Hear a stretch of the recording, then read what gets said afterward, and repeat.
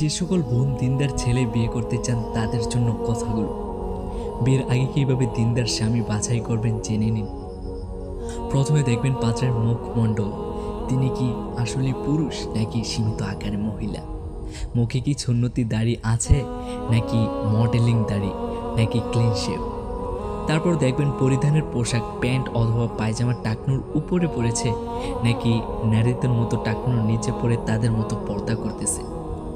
যদি টাকনুর উপরে পড়ে থাকে তাহলে তার বাম পায়ের গোড়ালির দিকে নজর দিবেন, কারণ যারা নিয়মিত নামাজ আদায় করে তাদের বাম পায়ের গোড়ালিতে টাকনু সহ 3 জায়গায় কালো দাগ হয়ে যায়, এটা প্রমাণিত।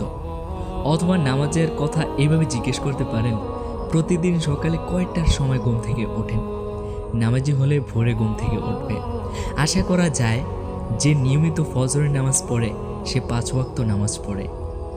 তারপর জিজ্ঞেস করতে পারেন, কাবিনের টাকা সে নগদ পরিশোধ করবে নাকি সে বাসর রাতে বউয়ের হাত পা ধরে মাফ চেয়ে নেবে।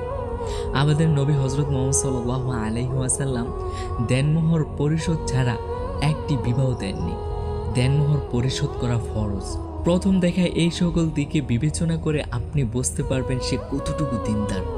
তারপর ছেলের অঞ্চলে গিয়ে তার সম্পর্কে খোঁজ খবর নেবেন। বিশেষ করে ছেলের বাড়ি থেকে যে মসজিদ কাছে হবে সেই মসজিদের ইমাম সাহেবকে জিজ্ঞেস করবেন ছেলে সম্পর্কে, ছেলের চরিত্র কেমন, সে কেমন মানুষ ইত্যাদি। ইমাম সাহেবকে জিজ্ঞেস করলে সত্য খবর পেয়ে যাবেন ইনশাআল্লাহ, কারণ ইমাম সাহেব যার সত্য তাই বলবে, মিথ্যে বলবে না। এই খোঁজ নিতে হবে মেয়ের বাবা, ভাই, মামা, চাচাদের।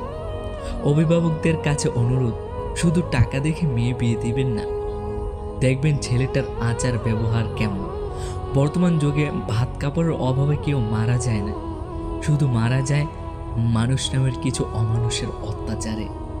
প্রায় প্রতিদিন ফেসবুকে দেখা যায় মেয়ের বাড়ি থেকে এটা দেয় না ওটা দেয় না, এই জন্য শুরু হয় মেয়ের উপর অত্যাচার। হাজারো মেয়ে অত্যাচার সহ্য করে বেঁচে আছে, আবার স্বামীর টাকা আছে কিন্তু চরিত্র ভালো না। বউ প্রতিবাদ করলেই শুরু হয় অত্যাচার। তাই বলি, শুধু টাকা দেখে মেয়ে বিয়ে দিবেন না। আর বোনদের বলি, হে বোন, তুমি দিনদার ছেলে দেখে বিয়ে করো। হতে পারে সে গরিব, তার টাকা পয়সা কম।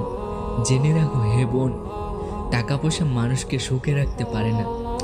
বিশ্বের সবচেয়ে ধনী ব্যক্তি হচ্ছে বিল গেটস, তার বউ কিন্তু তাকে ডিভোর্স দিয়েছে।